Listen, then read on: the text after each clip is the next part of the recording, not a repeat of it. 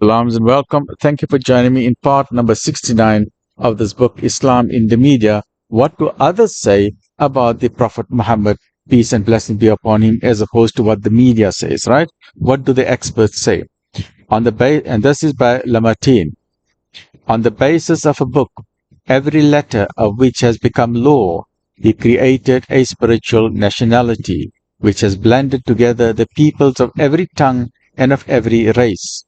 He has left to us the indelible characteristics of the Muslim nationality, the hatred of false gods and the passion for the one and immaterial God. The idea of the unity of God was in itself such a miracle that upon its utterance from his lips, it destroyed all the ancient temples of idols. And then the quotation from Karen Armstrong writes in her book in Islam, A Short History, and I quote, "When the Quraysh violated the peace treaty, Muhammad marched upon Mecca with an army of 10,000 men. Faced with this overwhelming force, the Quraysh conceded defeat. Muhammad took Mecca without shedding a drop of blood. He destroyed the idols around the Kaaba and rededicated it to Allah, the one God.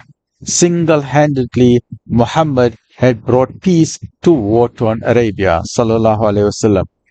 Then we read in Lamartine, the French philosopher, who says, and I quote, "His life, his meditations, his heroic reviling against the superstitions of his country, his boldness in defying the furies of idolatry, his firmness in enduring them for 13 years at Mecca, his acceptance of the role of the public scorn, and almost of being a victim of his fellow countrymen, all these and his incessant preaching, his wars against odds, his faith in his success, and his superhuman security in misfortune, his forbearance in victory, his ambition, which was entirely devoted to one idea, and in no manner striving for an empire, his endless prayer, his mystic conversations with God, his death and his triumph after death,